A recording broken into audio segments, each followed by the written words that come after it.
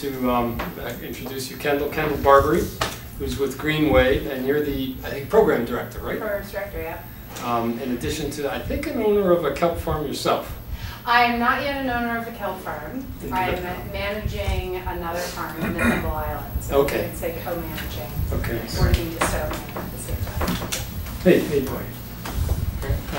And we originally met, she was with Save the Sound, and we met on the first training session at Darien High School for the Unified Water Study. Sat side by side and went through all their meticulous little points of how to measure the various chemicals and things. Anyway, she's agreed to give us a little overview, and it's meant to be a pretty informal discussion, if that's all right, about Greenwave and what Greenwave's doing up and down the coast of Connecticut, which is pretty interesting. So why don't we just go ahead and the two guys who came in late, Grant and Rob. This is Kendall Barbary from Greenwave. Hi. And would you say that Greenwave, would the word be a kelp farm accelerator?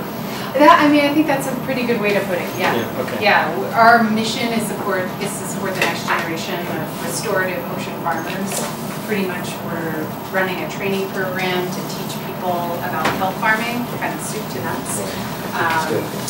So I'll kind of dive into anything, but first of all, just thank you very much for having me tonight. Bill, thank you for inviting me. I'll leave a few cards on the table so that you have my information should you have questions afterward or want to follow up by email or phone. But yeah, I'm Kendall. I'm the programs director for Greenwave. We're a very small nonprofit organization based in New Haven, Connecticut, and founded with the mission of supporting the next generation of restorative ocean farmers. We run our own farm in the Thimble Islands, so we grow kelp, we grow mussels, we grow oysters. In the past, we've also grown scallops and clams. It kind of depends from year to year. It's varied, not year to year necessarily, but over the past several years, it's varied. One of the major programs that we run is a farmer training program, and it's a 2-year initiative focused on prospective growers or people who have acquired their permits to grow kelp in southern New England. So through this 2-year program, we provide hands-on training on our farm and floating classroom. So floating classroom is, or the farm is really the platform for these trainings. We bring people out several times a year so they can get exposure to the process of seeding kelp and harvesting kelp, as well as maintaining a farm array, and just sort of demystifying the operation and what it looks like. Through the 2-year training program, we also provide a lot of one-on-one assistance and technical support, making sure people are pointed in the right direction as they're working through all phases of farm development. So some people come to us and they have a shellfish operation and they're interested in incorporating kelp. Or they run a marina and have boats, and the marina has downtime in the winter, and so they're looking for some other sort of operation to supplement their income. We work with a real range of people, but through this there's different levels of experience and exposure, and so we try to provide that training, but also the technical assistance. So if somebody's working through site selection, farm design, or permitting process, we want to make sure that they're reaching out to the proper people. That could be contacts through the aquaculture extension at Connecticut Sea Grant. It could be Dave Carey at Bureau of Aquaculture. It could be the Harbor Commission. All the people that need to be kind of consulted and engaged in the process of design. How many of you have ever seen a kelp farm, or know at all what I'm talking about when I'm talking about farming kelp? Well, small. Only in buoys, but I haven't actually seen the bottom. Yeah, so you may have seen some buoys floating on the surface. This is actually one that we use on our farm in the Thimble Islands. Basically, the kelp is grown on horizontal grow-out lines that are submerged in the water column. So I think there's a marker over here. Depending on the sort of bottom type you have, I'm just going to do a very quick drawing here, and please bear with my not to scale drawing that I've got. But say for a single line,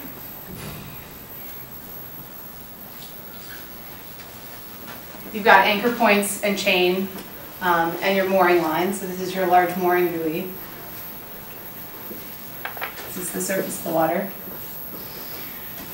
And below the water surface, depending on water clarity, you'll position a horizontal grow-out line. So that's going to be connected between the two buoys. So in the Thimble Islands, where we have kind of turbid water, our grow-out lines are positioned somewhere between 3 and 4 feet below the surface. In Groton, where you have much better water clarity, they could be 7 to 10 feet below the surface. So there's this horizontal grow-out line, and depending on how long the line is, there may be other buoys, which we call float buoys, positioned along the line. So those are really how we use these. These are our float buoys, and we use them to access our grow-out line throughout the course of the season. But this horizontal grow-out line requires kelp, and how do we get kelp on it? We also operate a hatchery, a kelp hatchery, where we're growing sugar kelp, Saccharina latissima, in our facility in New Haven, Connecticut. It's a really simple technology in a lot of ways, but one that was only fairly recently not just adopted in the Northeast United States, but the life cycle to Saccharina latissima, which is our sort of native kelp species, was only recently kind of closed, as scientists would say, within the past 10 to 15 years. So scientists figured out how to reproduce seed in a lab setting, and then that opened the door for cultivation. So Charlie Arish at UConn Stanford was kind of key to that. So we have the benefit of really being able to learn from Charlie's studies and have adopted kind of cultivation techniques in our hatchery to grow sugar kelp. So this is a PVC pipe, just 2-inch PVC pipe, about 18 inches high, and it's wrapped with a fine string.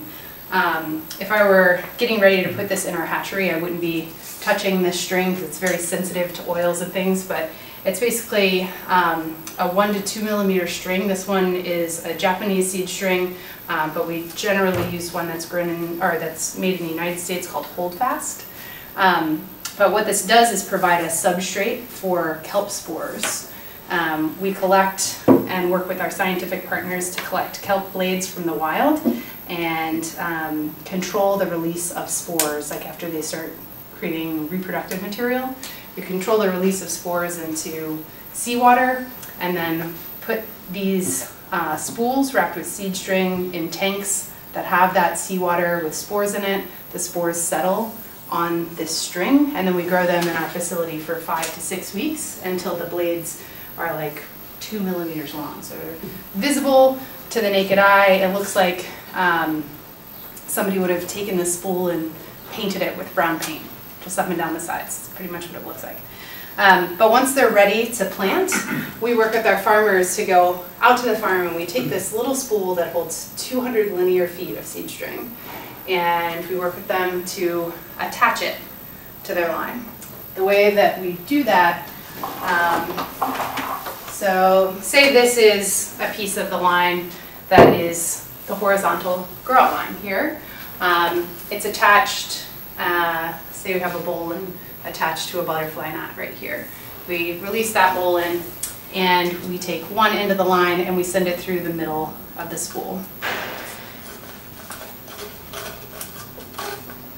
And then we take a piece of the seed string, take this rubber band off, take the seed string, kind of splice it through the line, do a few hitches on there to keep the line nice and secure, and then we start to pull the spool. We'll reattach this, of course, to the other mooring line, and then we're pulling the spool down the line, and slowly the seed string unwraps. Ideally, it's unwrapping in the same direction as the lay of the line, so you get kind of nice embedment there. And we also, kind of as we're unwrapping the string, we'll go through and maybe occasionally tie another piece around just to make sure that seed string is nice and secure against this grow-out line.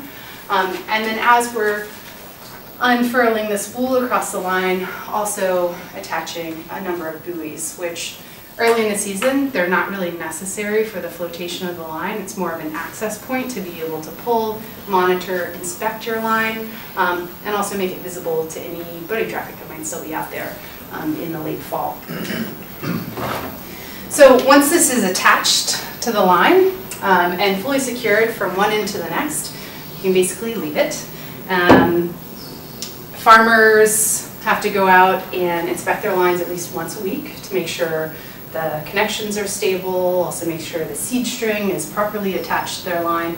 But generally it's a pretty low maintenance crop once it starts growing. It's time intensive when growers are putting their gear out at the beginning of the season. So if they're setting moorings, especially for the first time, putting all of their lines out a couple of days before they actually seed their crop. And then after that, it's more of a maintenance operation over the course of the winter, October through about April or May. Most growers in our area are permitted to put their gear in the water around October 1 and have to remove it either somewhere between April 15 and June 1. It's very competitive up and down the coast. But kelp is one of the fastest growing crops. It also takes up nutrients from our water. It takes up phosphorus and nitrogen, which we have issues with in many parts of Long Island Sound. It also takes up carbon and converts it to biomass. So it starts out as this little 1-2 millimeter plant in our hatchery, and when we come back in the fall, it could be 12 feet long. It could be 4 feet long. It depends on where it's growing and the site design and how well it's doing and access to nutrients and all of those things. So it kind of looks, it's growing down? Yeah, from the strand that's generally it's kind of growing down, but you can imagine if you've got a good current, it's more or less growing horizontally, sort of horizontally in the water column. But when kelp grows, it has a few, I guess, kind of primary parts. The root system, we'll call that the root system. It's the holdfast, and then it has a stipe. And so a stipe is like, it's almost like a long hollow tube. On really young plants, it won't be hollow necessarily, but on larger plants, it may look more like a straw. And that fills up with air. So that portion of the plant becomes buoyant as it grows. And then there's just like a long blade. And so this holdfast is what is attaching the plant to this string. And as the plant grows, it kind of moves. The root system essentially migrates from this tiny string to this larger line. That's the goal. So when a farmer comes to harvest their crop, they may have up and down the line, maybe full of kelp. And we see yields in Long Island Sound ranging from around 2 pounds to I'd say 6 pounds would be the upper limit so far for our area, but we have a lot of new growers who are getting their footing, trying to understand. Per foot? Per foot, yeah. Yeah. Whereas in Maine, that range kind of goes up a bit. You have larger plants, wider, longer, that sort of thing, so the poundage per foot is greater. But in a nutshell, this is at least what a drawing of a kelp line looks like. And lots of growers throughout the area are starting to add these systems to their farms. So some shellfish growers are adding them. Other people are working in state waters. There are now seaweed-only sites or designated sites in state waters that are not for the cultivation of shellfish, but only for the cultivation of seaweed. This is the kind of structure that are starting to be permitted in these areas. Is this different from, so I always thought kelp attached at the bottom and grew up. Yeah. Because like California, you go diving in the kelp forest and I swear they're attached at the bottom. Yeah. So in California, we also have a lot of macrocystis, and bull kelp, and those have kind of more air bladders, and they're also growing up. Sugar kelp does also, it attaches to substrate, so if you were to see it, if you were diving out in Long Island Sound, on some of the historic sites, or maybe more of the sites where we collect farther to the east, They're growing typically on rock outcroppings or reefs. They are somewhat, growing up and a little bit horizontal. Depends on sort of life stage and also the current in that area and how things are moving and flowing. But when we go out to inspect our farms, unless it's at the very end of the season and there are lots of very large stipes that are full of air, the kelp is kind of splitting like this in the current a few feet below the surface. And every year you have to reseed, right? Yes, that's correct. So when the process here is that farmers will put their gear in the water in October, seed, because we're reliant on when spores are starting to release in the wild, and we're then collecting those spores, controlling the release, and getting them to settle on seed string. The seeding of a farm could take place anywhere from the beginning of October through mid-December. Honestly, we've had farmers also seeding lines. I think JP last year was seeding some in Groton in like January or February, but he still ended up with a pretty decent farm. So it grows over the course of the winter, and then ideally farmers will remove it before the water temperature starts to go too high, above 50 degrees. 60 is, definitely a cutoff point. You start to see a lot of deterioration in the kelp. Inns start to die, and then it's not as attractive. It's not as attractive of a crop for eating, basically. But sugar kelp can be used for lots of different things. People are using it for food, compost and fertilizer. It does have a use as animal feed, but no one is really growing at such a scale where it makes sense to do much with it other than eat it raw fresh. There are a few processors that are turning it into value-added products, kind of grinding it into cubes, so you have smoothie cubes, noodling it, so you have a nice fresh noodle on a plate, looks like pasta. Has a very mild flavor, actually is really delicious with the marinara. But aside from that, kind of the ins and bits and pieces that aren't as easy to cook or process are, great fertilizer for a garden that have very low impact. So farmers are generally harvesting somewhere between April and beginning of May, depending on the end use, and then pulling their gear in the summertime. Some permits allow farmers to keep their vertical mooring lines in the water and remove all of the horizontal grow-out lines. Others request that the anchors also be removed, or at least the gear kind of scuttled and then pulled back up later in for the next season. Depends. But if you were to see one of these sites out in open water, it might look like, let's see, a small farm kind of starting up.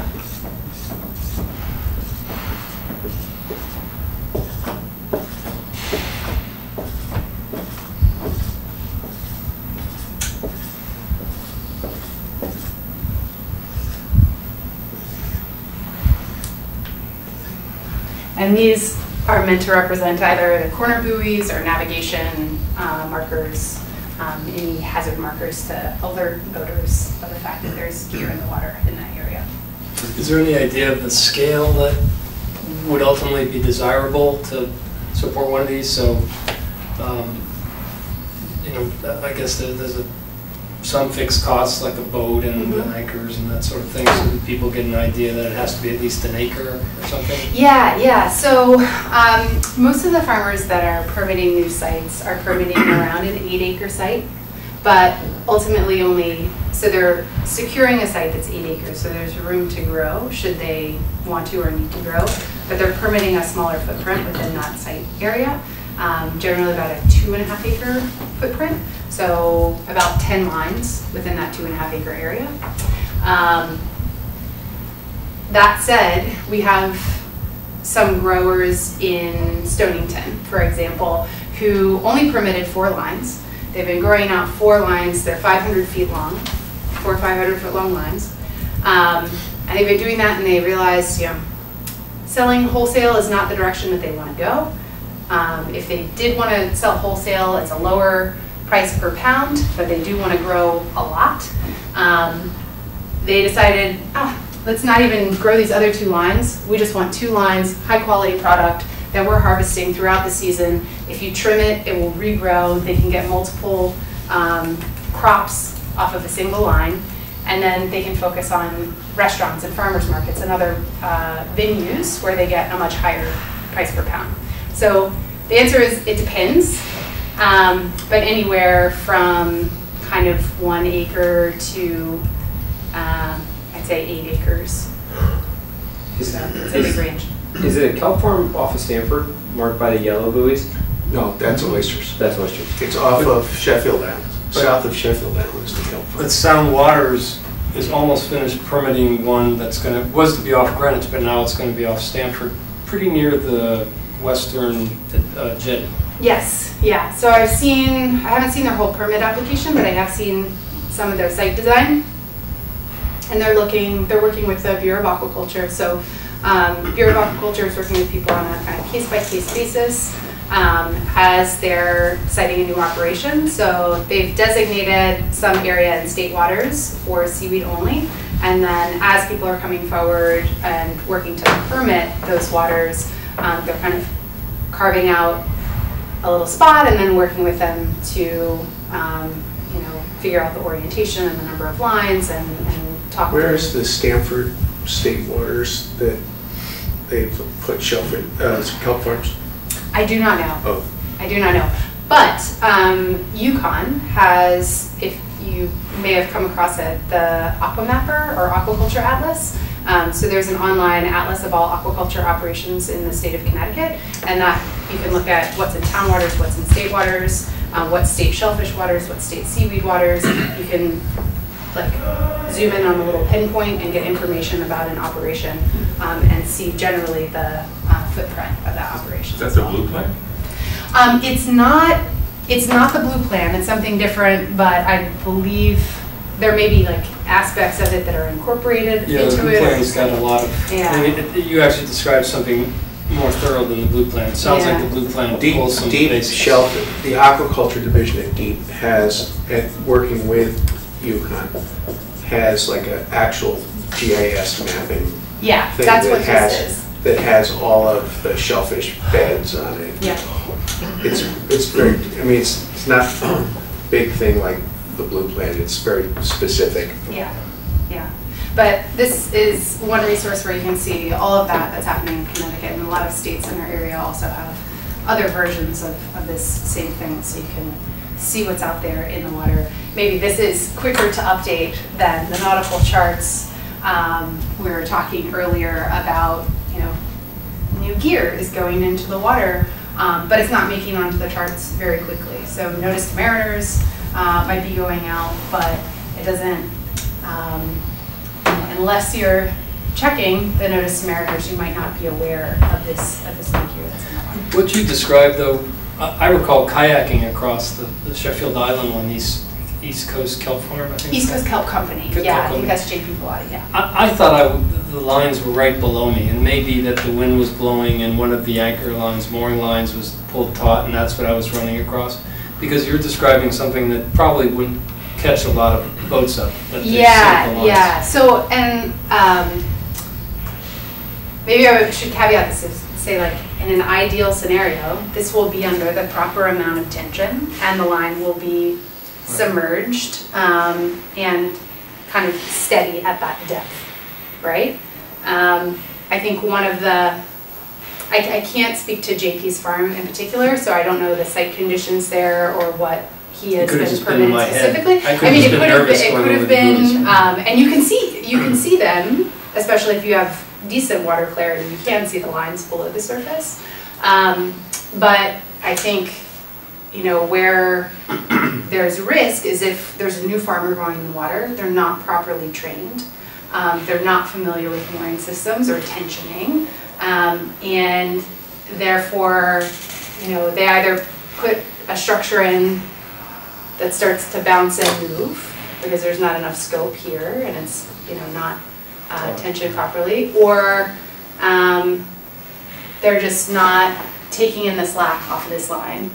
And throughout the growing season, especially a new line, as you know, may stretch. And so part of the responsibility of the farmer or the growers is to go back out and to maintain that and make sure the tension is properly applied and take in any slack, should there be slack. What's the relevance of the clarity of the water? Is that just simply sunlight on the plant? Yeah, sunlight. So kelp is taking up those nutrients from the water and then using the sun to convert those nutrients into biomass. So it's kind of like, there are a couple of factors because it needs access to that sunlight, but also not too close to the surface because then it'll get kind of bleached and burned. But then the sun penetration is also a factor in like the thermocline and where you start to have stratification in the water of temperature, but also of nutrients. So what we're doing, in addition to working with farmers to kind of design and train them how to seed and harvest and maintain their plot, through the second year of the farmer training program, we provide our farmers with seed. So we do that for 2 years as they start growing, provide free seed. And then every month, we're on all the sites, at least with the first year growers and ideally with the first and second year growers, helping them to monitor their plot and troubleshoot in the field and just helping to acclimate them to this new growing system, because it's always different when you start doing it yourself, right? No matter how many times someone has showed you. And so when we're doing that, we're also taking measurements. We're dropping a CP disc. We're taking nutrient readings. We're looking at pH and a number of factors that would influence the growth of the kelp on this person's operation.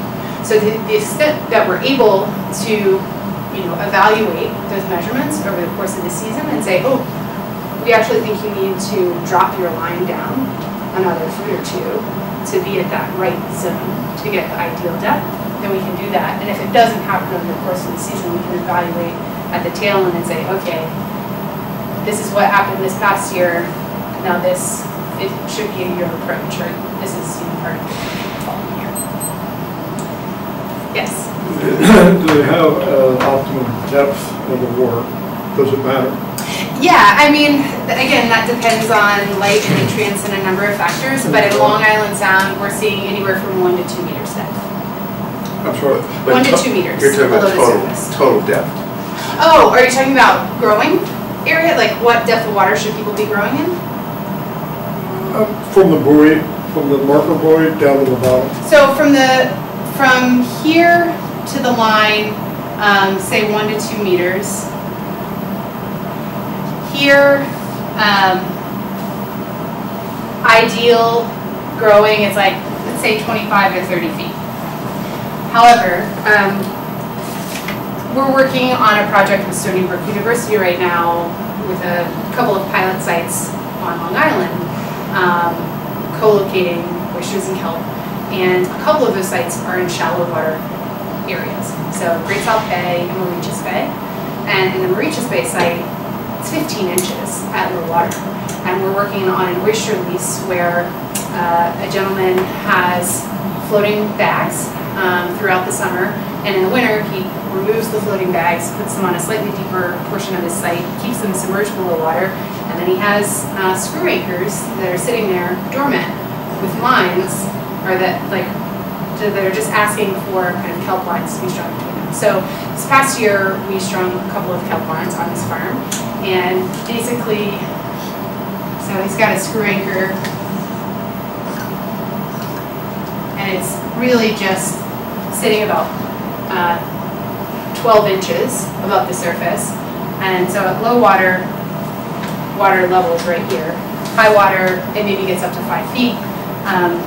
And they took one line and strung it between 2 screw anchors and actually just pinned it at the bottom just to make sure it was properly tensioned, and also as an experiment to see kind of how close you can get. And this site had beautiful kelp. We didn't really know we could grow it in such shallow water, but we're finding that we can. But there are a number of site factors and conditions that are going to influence the vitality of the kelp and how long into the growing season you grow it before it starts to foul, before it's less than food grade and needs to be routed to another market. So most folks who are growing in Long Island Sound are in about 25 to 30 feet of water, looking at 1 to 2 knots of current at kind of peak. And how long are the strands themselves as they mature? It depends. So I have a picture on my phone where I'm standing basically up on the deck of a boat and then holding the kelp over my head, and it's bending over on the floor beyond me, so it's more than 12 feet long. And in other sites it might be 4 to 6 feet long. It depends on how long it's been in the water, when it was seeded, and also making sure that it's in the right place in the water column to grow. What are the commercial measures that you have? Is it like a price per pound? Yeah. How many pounds per string? Yeah. There's no idea of what's going on. Yeah, exactly. The economics. So what I was talking about before is new growers in Long Island Sound are seeing, I'd say, between 2 and 6 pounds per linear foot. And a wholesale market, the highest wholesale price. So a processor that's buying in bulk, they're buying kind of the whole plant, they're taking it off, blanching it, turning it into some other product. They're maybe purchasing for $1 a pound. Atlantic Sea Farms that used to be ocean approved, operating in Maine, operating somewhat in southern New England, they're purchasing at 65 cents a pound. Seagreens Farms is purchasing at $1 a pound. I'm not sure if East Coast Kelp Company is purchasing or not, but they were growing seed also in their hatchery previously. But I don't know as much about kind of what they did this past year and what level they bought it. But for wholesale, it's about $1 a pound. That's not a whole lot, honestly. You know, we need a better price if people are going to be producing producing for wholesale, or what that's going to turn into is large farms to get enough yield to make it worth the bottom line. But the growers I was talking about in Stonington, for example, where they decided they don't want 4 lines, they want just 2 lines. They want 2 lines of really high quality crop, and they're selling it when it's actually quite a bit smaller. Their price per pound ranges depending on the end use, but they're getting $16 a pound at a farmer's market, and then $8 a pound through other, it's kind of a hub for farmers where they're selling things into this hub, and then chefs or the farmer can say, I have 100 pounds of sugar kelp right now, and then a chef can write in and say, okay, I want 20 pounds at that price point, and a bunch of people kind of write in and claim the 100 pounds over the course of the week. This is sort of boutique-y. It's yeah, sort of it's more It's boutique. novel This would be and like exotic and someone... mobile market. How much, for us that don't know, like spatially, a pound of kelp takes up how much room? Like, is it similar to like a salad, like head of lettuce kind of thing? Like, I mean, just comparison-wise, It'd be hard does to it vary as well? Yeah. Yeah. Honestly, because you can have a pound of baby leaf kelp, so you can go out early in the season and trim your crop and have nice baby leaf, which is perfect for, you know, a restaurant. Yeah. For a side or even a center of the plate dish. Or you could wait until the crop is massive. Yeah, it's thicker and more yeah, dense. it's thicker, and so you might have 1 or 2 blades that, you know, that's the pound, and you turn those into noodles, and it's a totally different end use. So it is variable. But usually for small growers, we're using baskets somewhat like these when we're harvesting, and separating the crop into maybe 2 or 3 different baskets, depending on who the purchaser is. So if it's going to a wholesale buyer that wants the whole plant, you can just cut the whole plant from the line, put it in the basket, and then it gets transferred to another bag as you're kind of filling up each basket. It's a way to portion it. Other wholesale purchasers want you to either cut below the stipe and just give them the blade, or cut below the holdfast, then cut the stipe, put that in a separate one because they want to turn it into pickles or salsa or some other thing, and then take this and turn that into noodles. So that like the price point also reflects the amount of work that they're asking the farmer to do on their end or not do. Atlantic Sea Farms, one of the larger growers in the Northeast, so they used to operate their own farm. Now they just have farmers that sell to them. They provide them seed. They buy back the plants at the end of the season. They're having their growers harvest into these like 1,000-pound, large fish totes, basically. And they just load it up in a fish tote, and then that gets hoisted off the dock, put immediately on a refrigerated truck, and that goes to the processing facility. And when that happens, they're saying, okay, well, we're giving you a lower price per pound, but our growers are doing great. They're, producing enough biomass. They're not doing like multiple harvests this season. They're just taking what's there at the end, and they're giving us the whole plant. And we know that we give them this basically 1,000-pound tote. Some of the stuff on the bottom is going to get squished. That's what's going into the smoothies. Stuff on the top, it's nice and fresh. It's wet. That's going to go to the restaurant. So they have a way of kind of dividing what's happening in those bins when it's going to market. Yes? Can I go out from here this evening and buy kelp at Stop and Shop, Palmer's, Whole Foods? No. Any one of those? You may be able to buy some type of seaweed, likely dried, at Whole Foods. They have lots of different seaweed and kelp products there. I was actually perusing right before I came over. I was like, what do you have over here?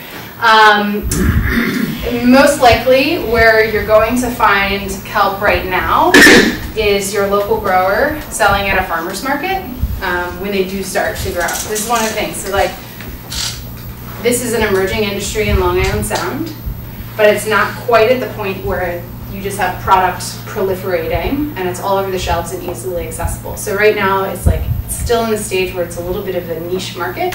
And the other aspect of work that Greenwave is doing is working on the market development, product incubation. So we're both doing farm incubation and also product incubation, realizing that both aspects of the industry have to move forward at the same time, everything at once, for it to be profitable for the farmers, for the producers, for the processors. Do you have a question? So you were talking before about the quality of the kelp. Do different harbors have different flavors and qualities? Or? It's probably, yeah. I would say so. I haven't been able to sample it, but food grown in different soils has people call it a terroir, I think. And so I would think by extension that in different areas, the water also provides some flavor to that kelp. Right. Is there anything that a farmer can do to help boost its crop? Like, on land you can fertilize, but, in the water probably not. They're saying that we have sweet dairy and sugar kelp is what they do. That's how they boost their product. No, so they're not adding fertilizer. These crops, they don't require fertilizer or fresh water. So once a farmer puts them in the water, it's sort of luck from there. It's what is in the water column. Yeah, they're measuring, fine-tuning, positioning properly. Pruning, and you had talked about pruning or trimming. They can do that. So some farmers do that. I'd say if you have a small-scale grower, then yes. We've been doing trials and practicing different pruning methods and showing people different pruning methods on our operation. Right. So where we go through and we thin a few blades here and there, and then the adjacent blades grow wider. Or we do a clear cut, to use some forestry terms, and then watch that as it regrows. So we're implementing different practices to also sort of test market viability or product viability as the kelp is at different stages in its life cycle and also different stages of thinning and pruning. Yeah. How close can the parallel lines be to each other? That's a great question. So most new growers are spacing them pretty wide, like 40 feet apart, 50 feet apart. Okay. We're working on another design right now to drive down the cost of gear and increase the amount that can be produced on a small footprint. And it looks more like got a single line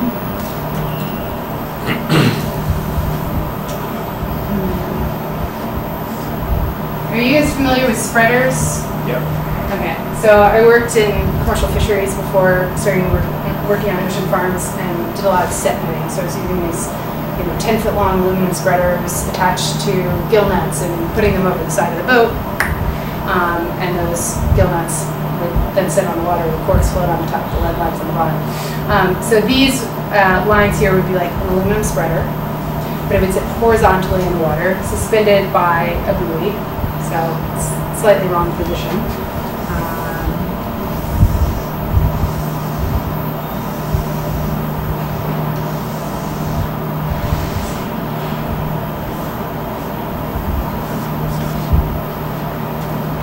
And so with a system like this, you can have lines that are spaced like 1.5 meters apart. Pretty tight. What that would look like, sorry, the board's getting a little chaotic over here. Is there much fouling during the winter months? No, Or is not it- really. Yeah. Not really.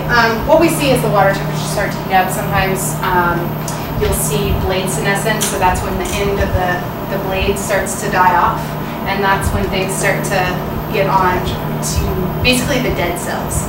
They're starting to populate the dead cells. So like bryozoans, other types of algae that want to grow, ciliates, also snails. Sometimes you see snails are like little egg sacs, little round egg sacs.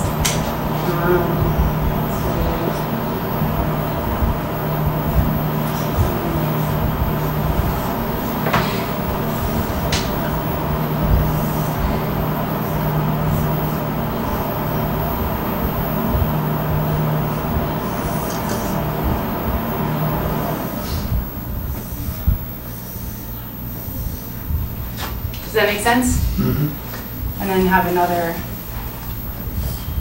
So with this type, this would be like a dragon beddman anchor. You'd have a buoy attached to it, very small one, so that you could grab that, lash it off to your boat and reposition. Maximize the strands per expensive anchor systems. Exactly. So yeah, you might have like, this could be 200-pound dragon beddman anchor with 4 buoys. And lines that are under a lot of tension and then submerged at, this would be, because it's at such great tension, it would be nicely positioned at depth. So a setup like that costs $5,000? So I'd say at max, yeah, 5,000. Does Greenwave have a vision of what's coming our way? What do they want to do with Long Island Sound, and what is the pace so far to achieve that? I think that's a really great question. We want to see that if kelp farms are developed, that they're sustainably developed, that they're developed understanding like the multiple uses of our very densely populated coastline and like heavily used waters in Long Island Sound. But also we want to see farms and farmers being able to capitalize on the full value of their farms. So producing a great local crop of kelp that they're getting a good price for, whichever markets they're going to, and that they're using the full plant. So if not everything's going to the farmer's market, some of it is going to another local farm and providing fertilizer, kind of cycling nutrients from the land to the sea back to the land again. And that, yeah, we're doing this sustainably in a paced fashion and in a responsible fashion. But I've heard of it being done, would the word be more rapaciously, up in Maine, and it might have been that firm you mentioned, Atlantic earlier? Atlantic Sea Farms. With close cutting things and doing it, I guess, getting what already grows there rather than from the farms, but doing it in a less sustainable manner. So Atlantic Sea Farms from the start has been an operation that's cultivated seed and operated a farm and then provided seed to other growers, and have transitioned to, now they have kind of a consortium of farmers that grow and sell to them, and they no longer operate their own farm. But I don't want to misspeak, it may be Maine seacoast vegetables and others. There's more of a tradition of wild harvest in Maine. So we're steering away from wild harvest, especially recognizing the stress that our native kelp beds have been under. We want to do due diligence to protect them, and that's why we also work very closely with our scientific advisors and divers to collect seed, and then we're looking at alternative ways of cultivating seed so that we're not putting so much stress on, or basically any stress on the wild populations as well. The beauty of it is that we've found that through the life cycle of kelp, they have gametophytes, so that's the early stage before they form sporophytes and the little tiny blades. There's male and female gametophytes, and those can be vegetatively propagated, or essentially you can put those in a blender and produce more of them. In the right, also like make sure you're in the right temperature and light conditions in your facility, that sort of thing. But like there are ways to produce more seed while creating less stress. Can you speak to the nitrogen reduction? I've heard that this is a nitrogen absorption system, and yeah. Is that a sell point? Are people, is CT Aquaculture, for example, saying that's one of the things towns should consider when they are faced with permitting of these? I think that it should be a bigger part of the conversation, and that's certainly part of what Charlie Arish's research has shown, is that it's exceptional in taking up nitrogen from our water. And he did a study, for example, with Dr. Jane Kim, where they looked at nutrient uptake and also heavy metal absorption and other things, just like trying to understand everything that's interacting with these plants in the Bronx River and in a couple of sites in Long Island Sound. And they found, that they just do a great job of taking up nitrogen and carbon. And throughout the study, when they analyzed the samples, they also found that even in the Bronx River, the kelp was food grade, based on FDA standards. I think it would be difficult to sell somebody kelp from the Bronx River if that's what they're going to eat. And so I think, that's probably more of a fertilizer outlet. But can we look at other markets here and ways that we can use this crop that has multiple uses, that, is one of the fastest growing plants we have on the planet, and use it to address nutrient issues? We do have to remove it from the water if we want to remove that nitrogen from the water too, though, so keep in mind. So that's where it's like, okay, we're farming it, we're pulling it out, and we think, the farmer and the farms of the future, they're going to be harvesting kelp and harvesting nutrients and providing ecosystem services and, potentially also harvesting data too. With those markets, when you get away from food grade, I assume those markets don't pay a price that's actually worth growing it for. It would be lower than $1 a pound. Yeah. Yeah, I'm positive of that, at least right now. Per wet pound. When I'm saying per pound, I'm also saying per wet pound. So it's totally unprocessed, raw goods. But the reason you would think about those, on the one hand, if you've got a site where you're producing a lot of biomass with the goal of nutrient extraction in mind, and maybe there's a future where there's nitrogen pricing or carbon pricing, then that adds additional value. But for other growers who are looking at, food crops, they can think about the whole use of the plant and the many markets as that it can go into. byproduct. Yeah, as a byproduct. Which other countries in the world have a mature market in this? Oh, I mean, Southeast Asia has had a very mature market in seaweed cultivation for a very long time. And does some of this technology follow their methods? Some of it does, yeah, for sure. I mean, we've learned from them, but also are adapting and innovating and figuring out what works in our local context. We're growing different species. Of course, we're growing like what's appropriate to grow in our region. But yeah, seaweed cultivation broadly in the Northeast and across the United States, I mean, it's taking, it's adapting to our context. So does it do better in pure salt water or brackish water? Or? Sugar kelp grows best in about 28 to 32 parts per thousand, but all the way up to full seawater salinity is great too. Okay. It can handle like dips in that. So if you're near a tributary and there's a large rain event Right. and it's maybe a brief pulse, Okay.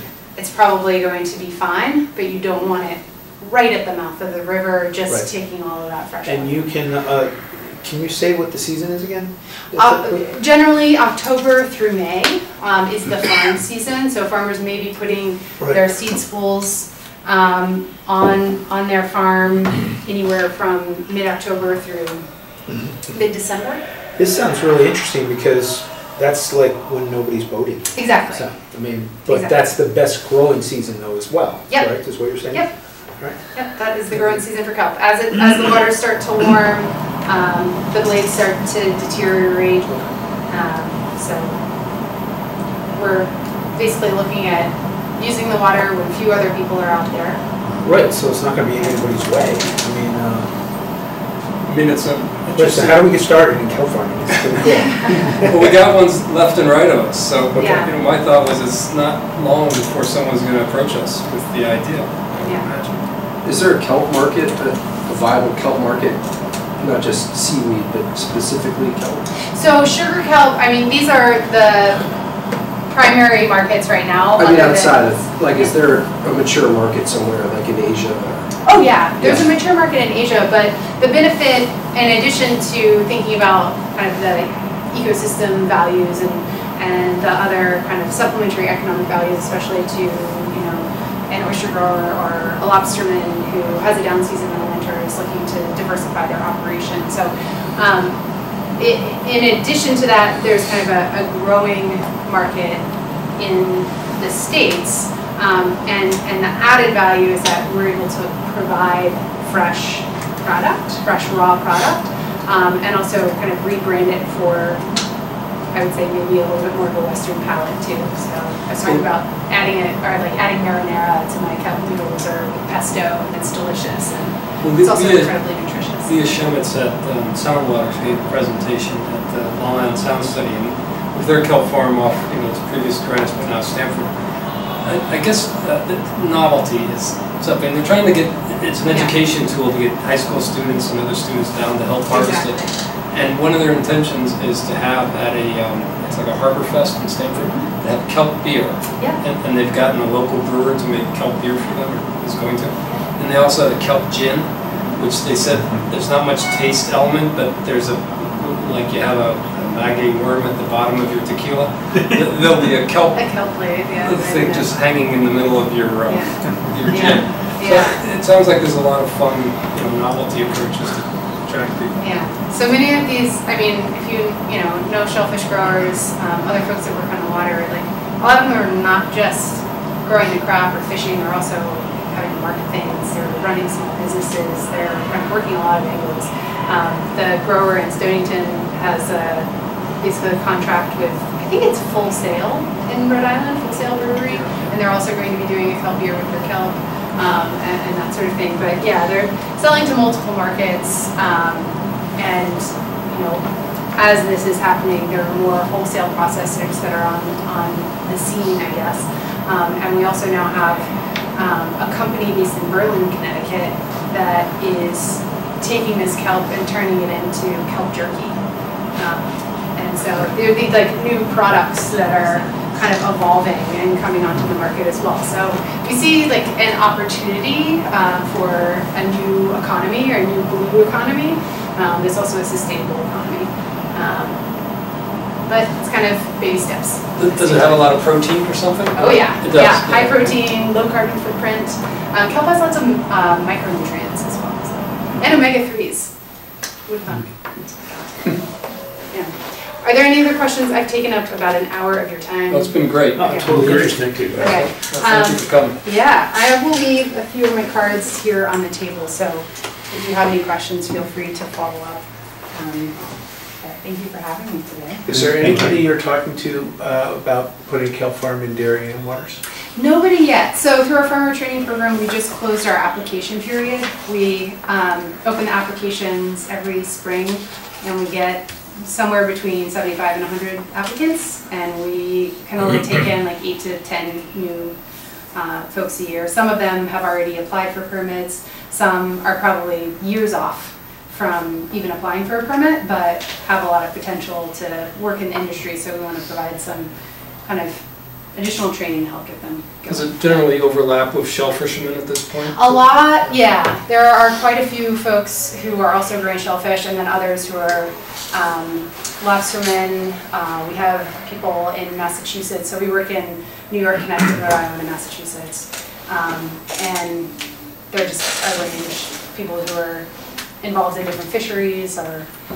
Is there a lot of young people, like, under age 25, or is it tend to be older people diversifying their crop? There's a real range. There's a lot of young folks that are getting involved, and then there are a lot of retirees at the same time. So I mean, it's a full spectrum. Interesting. But, yeah. Great. Feel free to be in touch with Thank you. questions. Thanks. Thank you very much. Thank you very much. Yeah.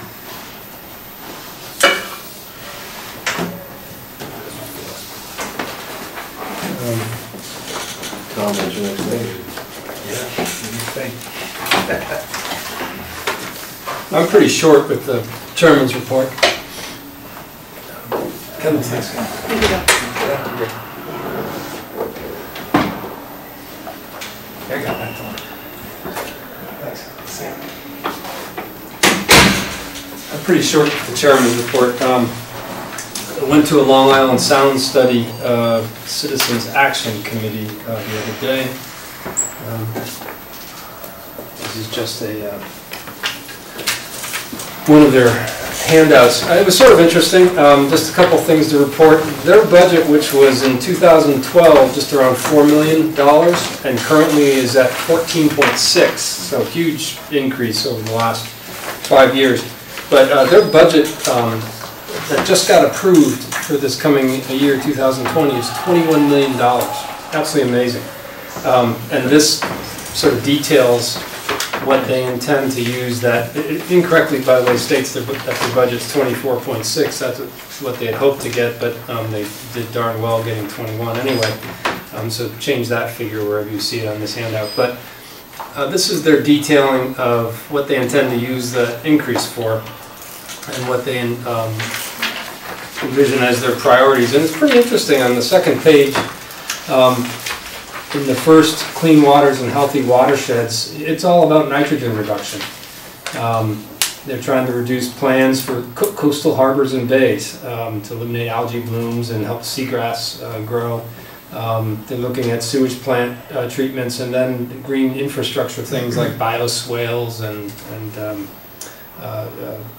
getting communities to adopt vegetation, as Flip has talked about, as buffers into water zones. So they're right in line with a lot of the chat we've had internal here about how do we implement effective nitrogen reduction in Darien waters. You read a little further down, the first bullet on the thriving habitats is restoring the spawning and feeding grounds for fish. So like what's been done on the Roten River with the fish ladder that's recently been put up there. Anyway, so these folks really are on a real roll, jumping from 14.6 to 21 million, and they are hoping to have their budget swing up to high 30s in the next couple of years.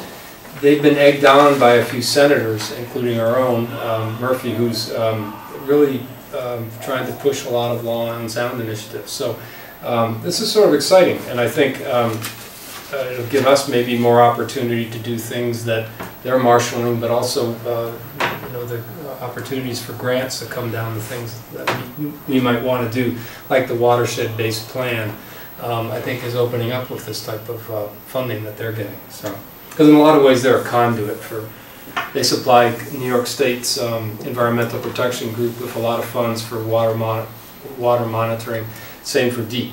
So, for example, UWS, the Unified Water Study, is done with funds that are funneled through this group. And also DEEP's bacteria monitoring is done through funds funneled through this group. So we could see a lot of new activities spawn from this. I think it's pretty exciting. So, just two other things. August 8th through September 14th, they're going to have a media campaign. We'll see if that's effective. It's Don't Trash Long Island Sound. So for several weeks, they're going to try to blitz all the airwaves and social media with an anti-trash message, which I hope they put a little dent in what I've seen over the last decade is a real uptick in the amount of trash I see in the water and on the beaches. So I think that's an effective route for them. And then the other thing that was interesting about the meeting just recently is Leah Shemitz of Sound Waters gave a presentation on her, what she termed her Greenwich Seaweed Farm, just recently been changed to the Stanford Seaweed Farm. And that was really interesting. We heard a lot of this stuff. But also they were so excited to have another way to bring people down to interact with the water. So it's going to be a big part of their program to get young students to go out on the boat to tend the lines. And then at festivals like Harbor, I think it's called Harbor Fest. Yeah, they're going to have a booth and they're really going to push that product, including having some of the beer and the gin. And I'm not sure if you can drink it on the spot or what, but and then some of the product hanging there. So I think whatever way you can get people's attention focused on the sound, this is their theory, you can get their consciousness to expand to, hey, we shouldn't be putting so much fertilizer down, we shouldn't be throwing trash. Let's have our kids come down and see what it's like to go boating on the Sound. So that all seems to me like a healthy increase in focus.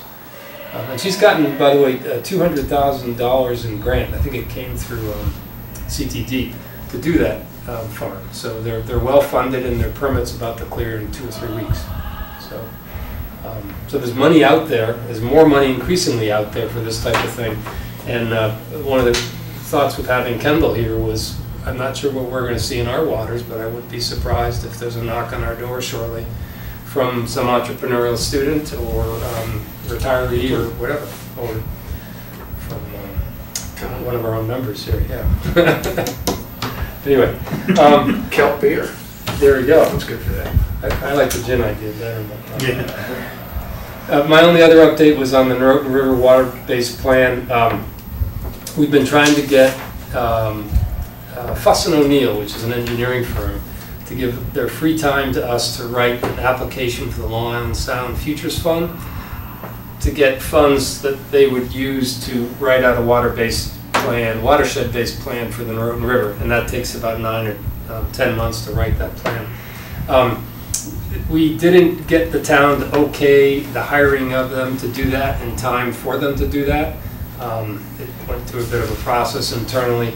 And one of the things is that it would have to be a single source hiring of Fuss & O'Neill, not a competitive bid, because if they're going to do the free upfront work, they want to, and they win the Long Island Future Fund grant application, they want to be able to be the only person undertaking that work, which is a fair request, but it causes some consternation in the town. So we're going to try to line our ducks up a little better for the next 319 grants and Long Island Sound Future Funds grants that come up, which are coming up in about 6 months, and hopefully we can shoot and get them in the seat to write that grant and have us do a watershed-based plan for Noroton. So,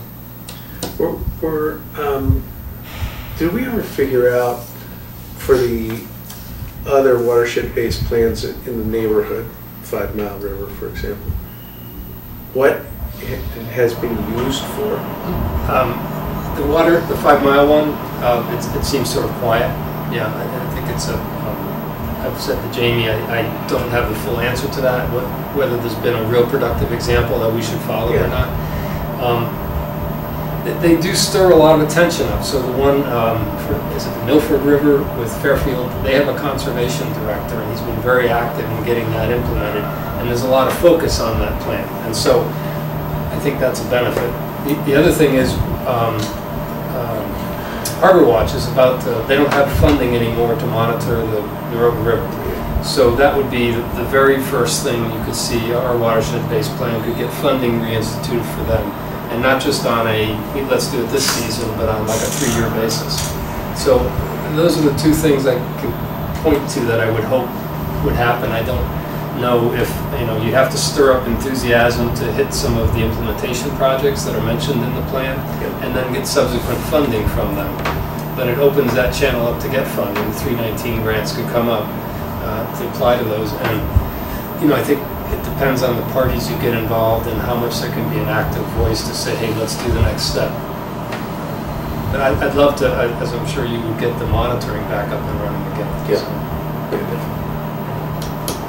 So that's it for me. Tom, would you? like to? Nothing really to report from the harbor standpoint. Most boats were supposed to be on their moorings by the 15th of June. Gotta be a lot of leeway on that because a lot of people don't even have their boats delivered yet into the water or out of the marinas. Right. It's amazing the excuses I'm getting at the boat club. Yeah, it's just For not being in. Rex Marine says it was going to be ready, it's not ready, you know, it's not my fault. I have a lot of friends in the marine service industry, Yeah. and I have rarely seen so many of them on such short strings because of the spring, how it was, and people really. I don't think it's all, false. Like I think some of it's false, but it is amazing. Like they just had a cold, wet, rainy spring, and they can't get some of that stuff done. And yard guys and yard girls and employees are at their wits' end, and it's just amazing. Or a typical one is I got my boat, I started bringing it back to the club, and the thermostat is stuck. And I got to get a new thermostat put in. I mean, that's like 2 or 3 people gave me that. Oh yeah, no. Which is totally understandable because I used to have that happen with my boat. Yeah. I was supposed to have something fixed before the boat went into the water, and they couldn't do it because they're just so backed up. They just said, come back in July, we'll fix it. It's like, Yeah, there's been a lot of that. Come back in July. yeah.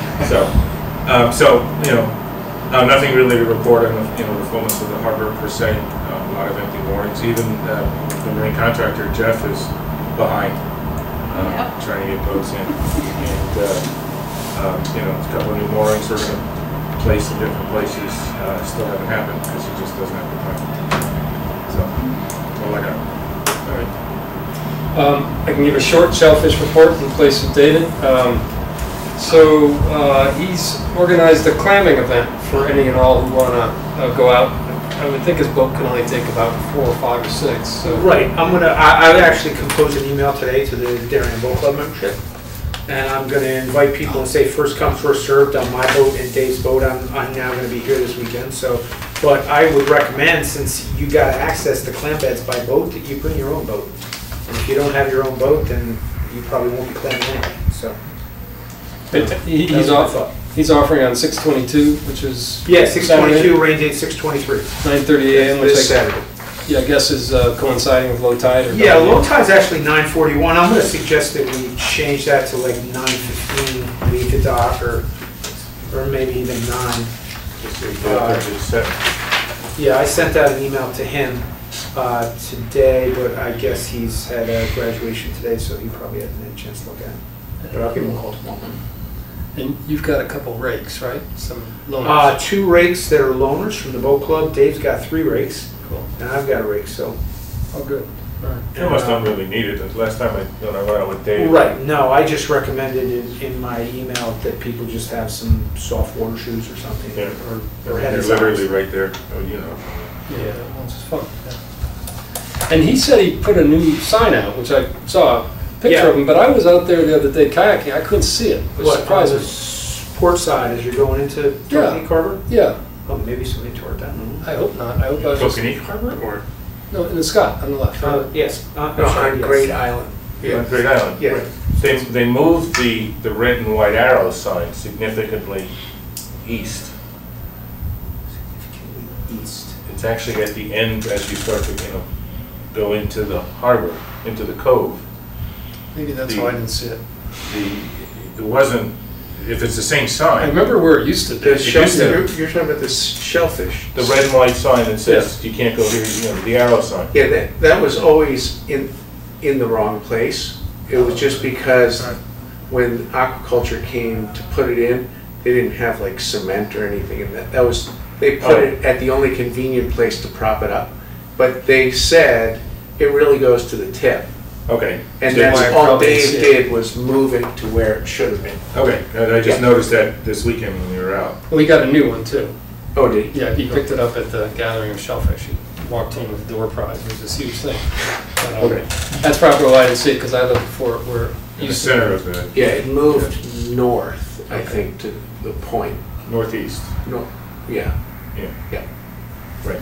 It's almost around the. If you know now if you Now you know where it is, you'll see it immediately. I mean, it's actually almost the direct line. It's where this, if you have this little map in front of you, it's in that northwest corner, that Yeah, little you bump. see it. You see it. There's a little You see the sign diamond thing. Yeah. right under the S and Scott. Oh, I got it.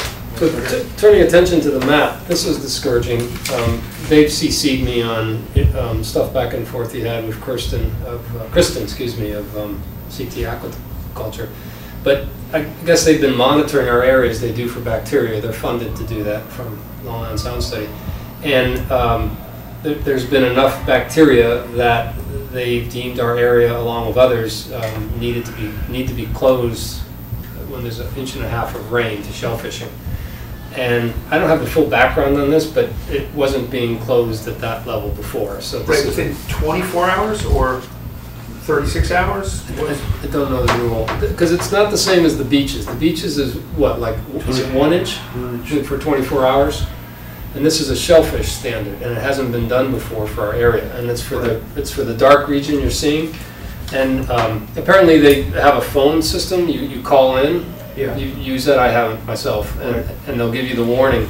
But otherwise, you don't know about this unless you're paying attention to the rainfall. Right, I know of it, but So this is new, and it's a discouraging comment on our area and the runoff and the bacteria. And it is what it is. And they're going to monitor it through the summer and see how we do it. But last summer was not good, so it wasn't a happy note. it's actually quite a big area when you look at this. I initially thought it was kind of like right wrapping in Fish Island. Fish Islands are way up in here. This goes all the way out to Green's Ledge Light. Yeah, no, it's Past huge. it. Yeah, I don't quite know what to make of it. I want to learn more about it. Well, some of the commercial folks are fishing in here too, though. I mean, A lot of them. yeah. Yeah, I wonder how it affects their, that's right, that would extend beyond the town beds out into the Connecticut beds. So I think we should hear more about this and what it means and what they're seeing through the summer. That's a discouraging fact. Anyway. Do we know what the numbers mean? Like the 1202? I think those are lease numbers. Lease slots. But like, what are these, like Scotch Cove? Who's heard of Scotch Cove? It's Scott's Cove. Okay. They did a typo. So, Collier's Cove, has anybody ever heard of that? Yeah, that's the one that the buoys are strung across. Collier's Point is the Got it, okay. eastern side. No, Collier's Cove is right next to the Tokenie Beach Club. Okay. Got that wrong? Yeah, that's how big the scale of this thing is. Okay. Because look where 5 Mile River is. Right. Yeah. That's Butler's Island, right? Right. To Cook's Ground is right north of Butler's Island. Collier's Cove is Okay. where Tokenique is. Then you have Contentment Island coming out. Yeah, Yeah. okay. Anyway. I was going to give a little update on the blue plan, and just there's some overlap with, ask David to look at the blue plan for shellfishing, and did he think it was accurately done, and the answer is yes. But he discovered something that we hadn't known before, and that is there are 3 permitted shellfish cage areas in Darien waters, and one we always knew about, that's in Ziegler's Cove. There's something that hangs off the docks there, and then I think they bring it out into a floating raft platform out in the waters. They really haven't been using that.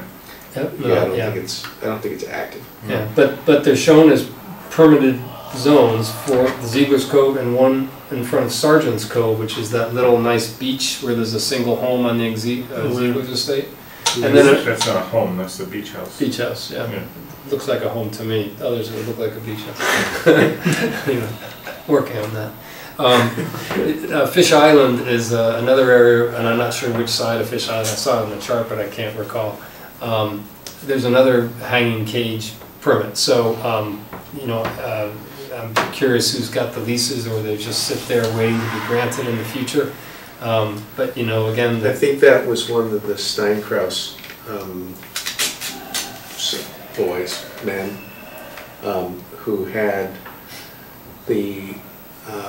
had cages in the water off the beach, off at the southeast corner of Great Island, but maybe 10 years ago. Southwest. Some southeast. Yeah. At the right at the north, right at the entrance of Ziegler's Cove, to your right, to the north, looking at that little beach, there used to be buoys in the water. Really? Yeah, I recall that. But I think that's one of those, but it hasn't been operating that I've seen for. You see a lot of those in the middle of the sound as you're going across to the North Shore. All of a sudden you run across these things. Yeah. No one's opened that, picked that up in years. But that, to me, it was just another echo of, the potential for a lot of commercial activity that could, there seems to be an entrepreneurialism in the air, up and down our coast. And, we could be seeing or hearing more permits in the near future. I wonder. I think some of it's really good. It brings attention to the coast and a clean coast, but there's also issues, I think. The blue plan. Frank, do you want to tell them what this is? Not the blue plan itself, but the piece of paper I just handed out. A week or so ago, we looked at the 50-some layers of the blue plan. Still prepared a nice grid sheet here so we can make our notes on it, and divided into two sections. So the first section is the ecologically significant areas, about half of them. And then there's the significant human use areas. And deep goes about, they call it SHUA and ESA. Once you get used to that, you're part of the enterprise. So we sat down and looked at pretty much all of the 50 and found some 25 areas where we had questions. I'm going to pass this around. This is the printout of the actual layers that we have questions about. As you flip through here, they all look the same, except over here is the name of the layer in the fine print. So you'll go from where the wrecks are to historic district to seal areas or whatever. I love this back because what we're going to do, what this was called to the attention of the administrator who made the presentation at the library a couple of weeks ago, Christian Fox. And he's a deep employee who has been working on this for several years and is very conversant with it. We came up with comments that on the different areas as to what our problems were. Whether we need more information, or do we think that the data was wrong, or we just didn't understand it and wanted to find out a little bit about it better. And I think Bill, I think what was Christian overwhelmed by our questions? A little bit, so we wanted to prioritize them, and yeah. They're not really priorities. We're really technically, they're not priorities, because even though there's something we want to find out more about, for good reason. Right. We have a conference call with Christian Fox tomorrow at 2 o'clock in the afternoon. And I would imagine if anybody wants to join in on it and listen in on that, we can get you the phone number. Have to send that around. A webinar format. I'm looking forward to it. The different webinars I've been to, we've been teaching or something. This will be a discussion. Yeah, and the chart I think will be able to come up, or the different layers will be able to be brought up and discussed. But the thing we're sort of, the nature of the task we're sort of rubbing against here and has some friction and difficulty is that, they've done the blue plan with GIS data, so it's this macro stuff they collect from aquaculture and the like. And some of it, quite frankly, seems wrong, like there's no boat traffic shown coming out of 5 Mile River. That's just wrong. That would be a heavy zone, right? There's more boat traffic coming out of Darien Harbor, and there's zero coming from 5 Mile River. So someone, turned the switch off or something. That's just a mistake, and we can help them with that. But other stuff doesn't make sense, like there's only a wildlife habitat in the eastern side of Scott Cove. It's split right down the middle. It's like, it just doesn't make sense. And you want to say that all Scott Cove has, abundant nature, because if someone proposes to do something like a pipeline or something going through Scott Cove, we'd like as many defenses as we can raise to say, hey, don't do that. This has already been recognized as a wildlife habitat zone, a lot of diversity. So we're fighting that type of thing, you know, our local knowledge versus the general GIS data. And the other thing you run into there is if everything in the sound has a special quality to it, then nothing is special. So they've got their thresholds above which we have to rise for them to note it and say that's a special area, let's include it. And that can be maybe your defense or, you know, first topic of discussion when you're encountering planning and zoning issues in your area. And so we're trying to figure out, by feel, you know, what is a legitimate conversation, what rises to a threshold that we should be able to get it in the blue plan. We gather the data from various data sources that the state has prepared over the years. Some endangered species, something like the aquaculture map. But then others are kind of scanty, and we want to figure that out. Where Polypond had declared a national Audubon flyway, and that's great, but they don't acknowledge that all the time. And there's some other things like declare Holly Pond is protected and Cove Island got it out. Or sometimes it's Cove Island is on, and Holly Pond is not. And some of it must be jurisdictional, where the different municipalities up and down the coast were invited to give their input to the blue plan over the last couple of years. Some communities responded, they did us in.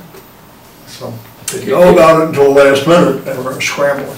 Here's a nature of one. Dave Winston of Cove Sanctuary. We talked to him, they're big on birds and their Cove Sanctuary, and he is, if I recall the colors, a solid purple. All of Cove Sanctuary is a solid purple when it comes to natural diversity, and also other bird categories for winter and summer and the like. And so I called him up and I said, why is Cove so special? I know you're a sanctuary, but you know, Goodwives River has tons of egrets. There's heron all over. There's a couple bald eagles now up by Ziegler's Cove. Why don't we have some of that, you know, diversity marking and are shown purple like you?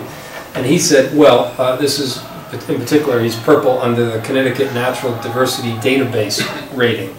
And he said, when we see birds, exotic or otherwise, in our sanctuary, we take pictures of them, we know when they're coming, and we forward all that information to the Connecticut Natural Diversity Database. And so they are logged, and that is what the GIS data picks up. And that's how he's there and we're not. So the question is, could we have an effort where we would get that data on various species in Scott and Ziegler's? It's far beyond me. I appreciate birds, but don't pursue them. But he was all excited to do that for us. He said, if you guys could supply some boats, I have some birders in Darien, and I'll come myself and a guy named Peter Dugan, and we will take pictures regularly of what's there and log it and feed it up to the database. You know, if we can get a couple individuals in Darien, and he had 2 in mind, to be excited about that, that would help us in the blue plan to log some, you know, natural habitat, which again could have a, you'd hope at some point it would have an ability for us to defend against some untoward zoning matter sometime, somewhere. So that's some of the nature of the thing we're up against, and we're trying to define what those areas we could improve are and what areas are completely wrong. And there are some that appear wrong. I think if somebody would like to participate in a 2 o'clock call tomorrow, we'll send Bill a note. Yeah, send me an email and I'll send out the calling details. It's with Christian Fox, the GIS guy, is not going to join us, which worried me a little, but we'll take another step with him. The 21st is the process has started, because the thing has been going on for 3 years. Right. And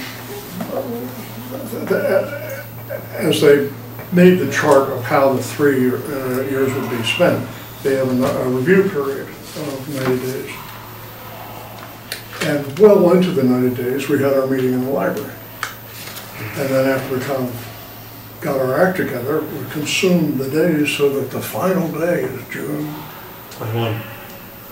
Which is crazy. Yeah. And so what we would have to do is, so we'll get through this call tomorrow and find out what sort of progress we're making on the various topics. Or we may have to kick the door down and say, look, that's crazy. You've been working on 3 years.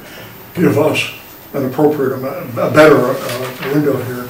Well, it's meant to be open get to these things answered. periodic updating, so I'm not sure if the 21st has a magic, quality to it. If we raise concerns by that date and keep working with them to try to better things, I think probably we're getting on the target.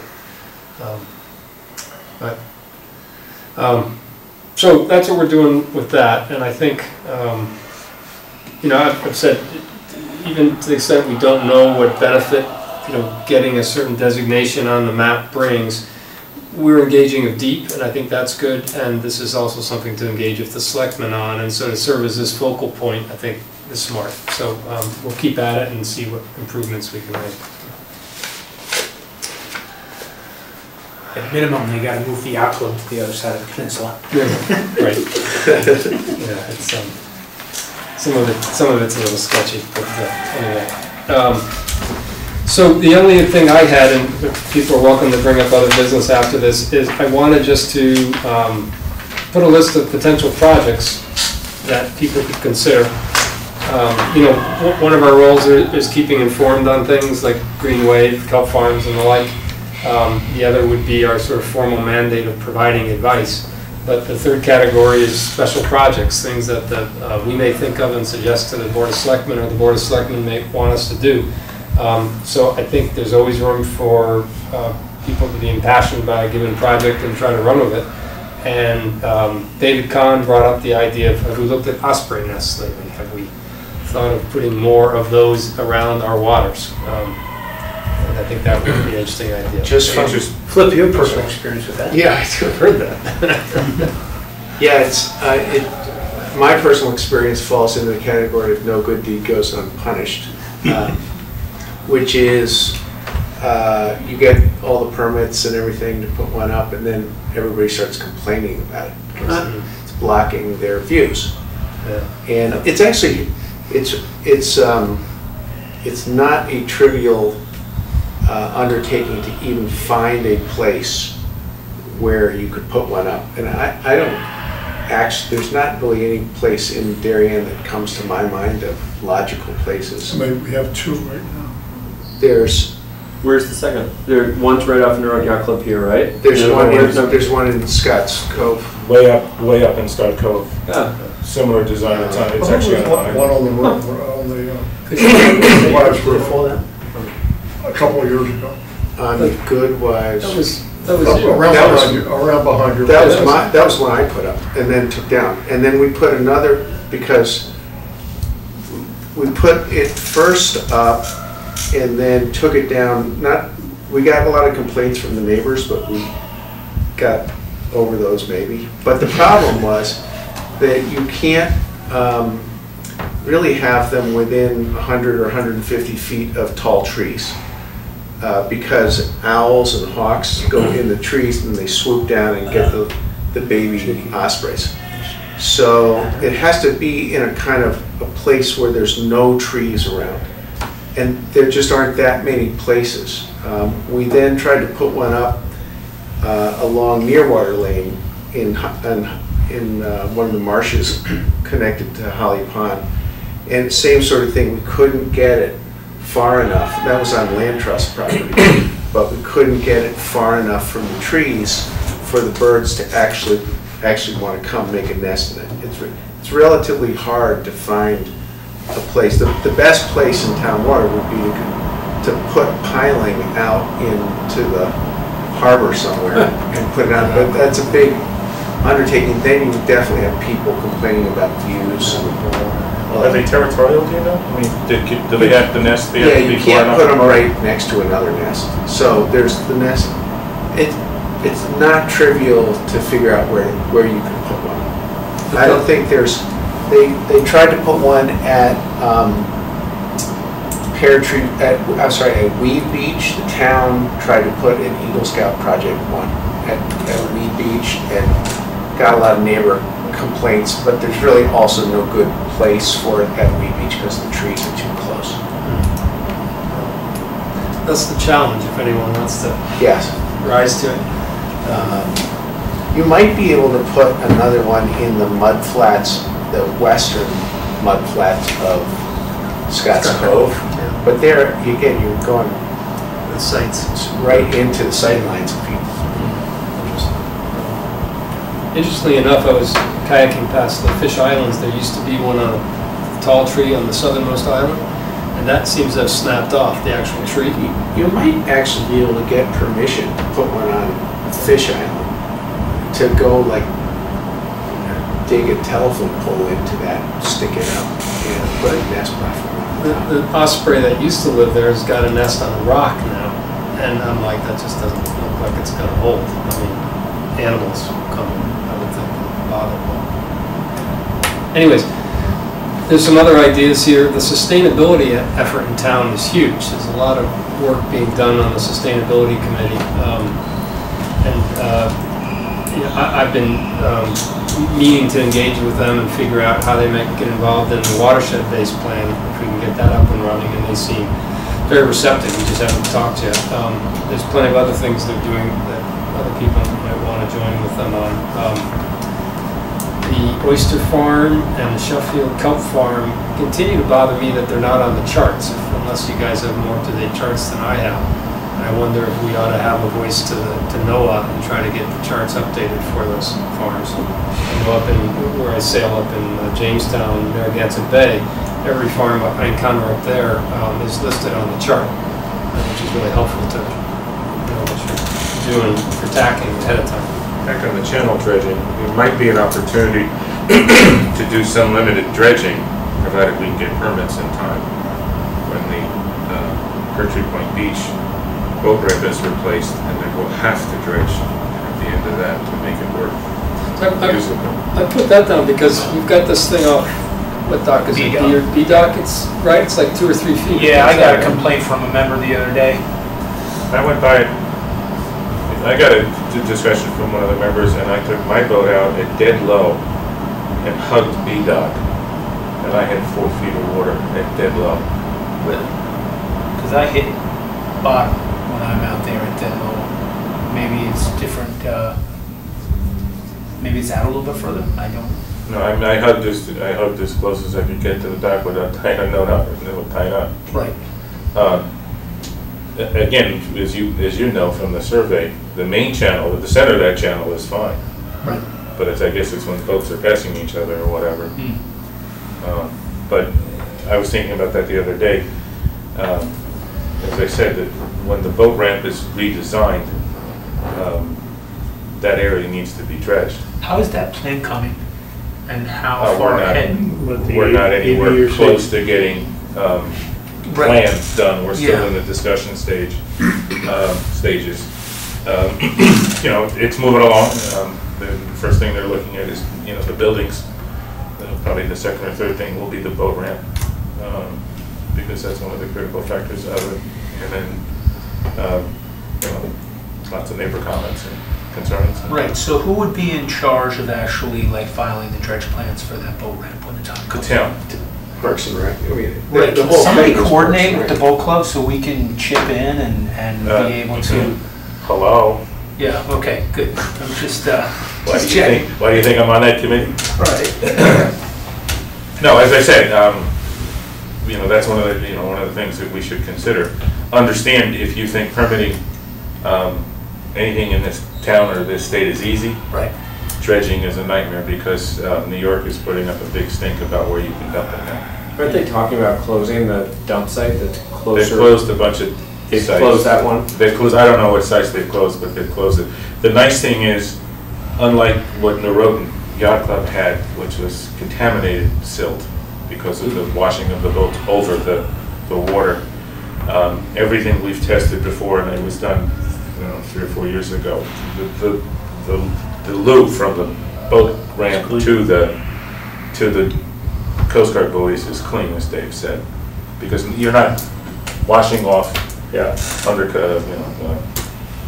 Yeah, I know there's been a lot of work on the catch basins in the parking lots and filtration systems and control of dirty water when things like that happen now. But if we were all as smart now as we were, or back then we are now, things would be different. But But Lori, I mean, we kind of indirectly just hit on it, but as Parks and Rec gets to the point where they're kind of focusing on the boat ramp part of that project, there are probably people on this commission who would be willing to help out in kind of. I think we all ought to go to that meeting.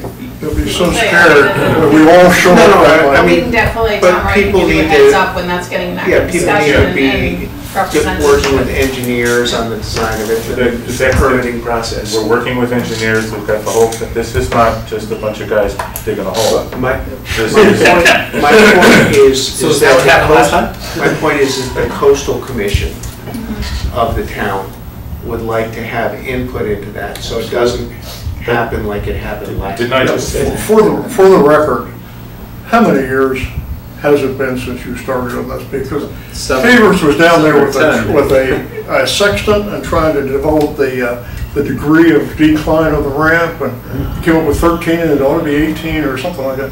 How many years ago was It's this? probably 7 or 10, it's been a while. But So let the record show that when this topic comes up and has to be prioritized with that new plan, I think we all want to go to that meeting. I think in defense of the people that did it the first time, not everyone here knows the circumstances to why it is shallow like that. I mean, And from part 20 of years it- ago?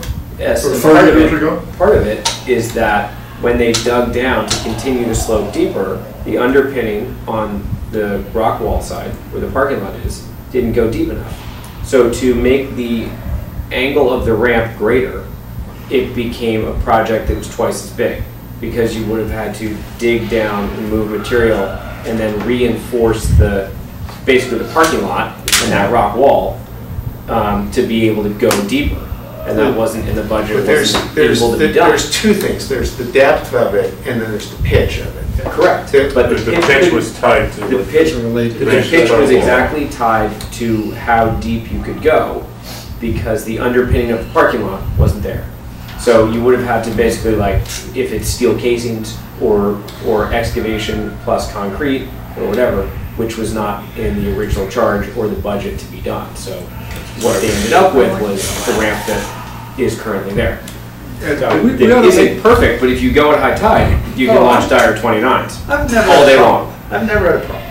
No, but there's plenty of anecdotes. Just don't go at low. People run up and run down. They do a lot of forced procedures because they don't go at the right time. Because they're busy, when they can do it. But we've already won the battle that it needs to be revised. I was going to say, I worry a little about the critical path for permitting of any dredging, and that we get that going, so that doesn't become a It critical will path. follow the process, and it will take what it takes. You can't file, At least 2 years. you can't file for a dredging permit until you know what you're gonna dredge. Right. We don't know what we're gonna dredge. As soon as the start line or date is known, that may be There one of will the be- longest items, that may be a critical path. There will item. be many permits being required for the entire project, the revitalization of Pear Tree Point Beach. Yeah. So that will be left up to the individuals who are contracted to do so. Right. And, I'm sure they would like the help of this committee and the harbor master and the Parks and Rec folks, but they are the experts, and that's why they were chosen. Good. But I would say if you have timeline concerns or would like to show interest, the best possible way to start that is to attend a meeting or meetings, and there's always a public comment section of the meetings, and to start expressing these that, given that there's timelines, you could suggest, and the committee might or might not accept the suggestion, but to say that maybe, you could prioritize discussions about the boat ramp, maybe.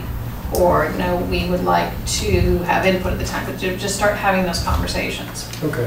By getting representation at the meetings and start hearing some of the discussions. But, Tom is right. Right now, the focus seems to be kind of squarely on the building. The committee seems to be there first for whatever reason. Raison d'etre for the whole thing, Just- So we're going to be the station. In some sense, though, in some sense, that's a little bit kind of, may not be ideal in terms of the prioritization, because at any given point in time, we could wake up and the boat launch ramp is either impossible to change or much more expensive. based on all the dredging, you know, things that are not necessarily changing next week, but they could change at any given point in time, you know, and so. You could say that about any, the builder could, you know, but there's, or whatever, but. yes, but that, the boat launch ramp is a relatively discrete project that, you know, we can spend a lot of time as a town talking about whether we should have a restaurant down there or not, or whatever. Don't use that word. A restaurant. But if, Oh, strike that for the minutes. a bar. So, but, I mean, that's like but the boat launch ramp, to have that sort of on, I don't want to say an indefinite timetable, but certainly a timetable that stretches out to accommodate the appropriate debate about all those other things. We could wake up and find out that we're in a much more expensive or much more difficult situation to do the work on the boat ramp. But again, you need to let the process flow, because it is part of the project that we're working to do. To take that off as a separate task and do it separately and try to do permits, it has to be part of the plan for Pear Tree Point Beach. Why does it have to? That doesn't Because that's where the necessarily make funding sense. is coming from. It's part of the redevelopment of Pear Tree Point Beach. But it's all town funded. If the town decided that they wanted to just, I mean, certainly from time to time historically, people have decided that or have contemplated that you could do the boat launch ramp upgrade. It's not that tied into all of the other things. So my only point The way is, it was presented at the redevelopment of the beach is, yes, it's tied into the beach. If Parks and Rec wants to take that part out of the project and make it a separate environment, no, I understand it's currently conceived of as part of the whole project. My only point is, that's fine until they change that you can't dump any dredge spoils in Long Island Sound, which could happen on any given day. And then we're in a different place. And it's not, even though it's conceived of as part of the whole, and I understand why it makes sense just from a packaging point of view to do it as a group thing, it actually doesn't have to be that connected to everything else. I don't agree. But my only point is, people should be aware that there is the potential for there to be a complexity around further delay in that part of the project. Right. I'm glad we're discussing it. It makes sense to do what you're suggesting and highlight it towards the committee. Is that the only shallow spot in the boat club? I'm not that familiar with it, but It's the only one that the docks and stuff. It's the only one that people really. So is it in the slips and stuff? Is it mostly an average of 4 or 5 feet? Yeah. Is what? Yeah, within the slips, we're fine. It hasn't really silted in over the last 10 years. And so is that 5 feet-ish? Yeah, we've done 2 surveys since I've been around, and the change between the 2 surveys over the last 6 years, I think it was minuscule, minimal. For the channel, you know, not the size, but the channel. Yeah. And even if you look at dead low tide and you watch the water run off the little cliff on the east-west channel, that hasn't really silted in. And the good news is, they said, the last time that was tested, it was clean. Cool. So that helps with the site, unless, you know, the dumping sites, unless it completely goes on. The road, I believe the Woodwise River dredging they did before had to be removed. They couldn't dump and clean, taken away and dumped in a landfill, for lack of a better term. They couldn't dump it in the water in the areas. But my understanding is that in terms of clean spoil dumping areas, there's one that's like 2 miles directly south of Long Neck Point. And then the next one is off of New London. And so and the one that's south of Long Neck Point is one that they, from time to time, talk about closing. They being deep. Being deep. And, well, it's deep in New York. It's New York State also, and generally speaking, the New York State people want to close all of the Mid-Sound dumping, and the Connecticut people want to keep it open because they don't really dredge in New York because they don't have the rivers flowing into their harbors like we do. But that tug of war gets played out periodically, and if they close the one that's close to us, then the cost, even of clean fill, Is quadruple. of disposing of it goes way up. Yeah, but then your option is to dump it on land. Right. That's expensive. Which is expensive too. Yeah, but the question is it, do you run a barge up to New London, or do you know? No, it takes what is a costly exercise and makes it more Two costly. years ago, I was on the board at Norotan, and we made the decision to do by the hoist, I believe. It was just by the hoist, I think. Okay. And I don't know if that was clean or dirty, because it was It was dirty. I think that was dirty. It was, but it was Yeah. dumped fairly locally, because it was a big thing. It was a sort of like, we do it now and we bite this off now while we can figure out a way to afford it, do it before it gets, Yeah, they more. dump it dirty and then they cap it with clean. Oh, that's right, they cap it. Yep, right. Sorry, you're all right. But the issue isn't really clean, dirty. The issue is there's a close-by dumping site that's open now, and it could close regardless of what we're doing. It No, could that's- close. I understand that. Well, we're getting late. Is there any other business anyone would like to bring up? Just one, at your indulgence, one of the pages on the blue plan has listing of mooring areas and anchorage areas. Our inclination is to declare the areas that we are in charge of as the mooring areas that you survey. That leaves us with what to do with anchorage areas. The initial feeling was to... Define anchorage areas. Moorings is moorings. Say again? There are two charts. One is mooring area, and a different chart is anchorage area. But define anchorage areas. It's the NOAA chart listed special anchorage Oh, area. okay. So that's listed on the NOAA charts, and it conflicts with our mooring zone. So we discovered that on the NOAA chart, they have in magenta ink pointing to the outer harbor as being an anchorage area. The question to you in the 2 minutes we have left is, have you ever encountered any commercial ships anchoring in our harbor? No. Then what we may do is to pursue getting the Coast Guard to take that off the chart without objection.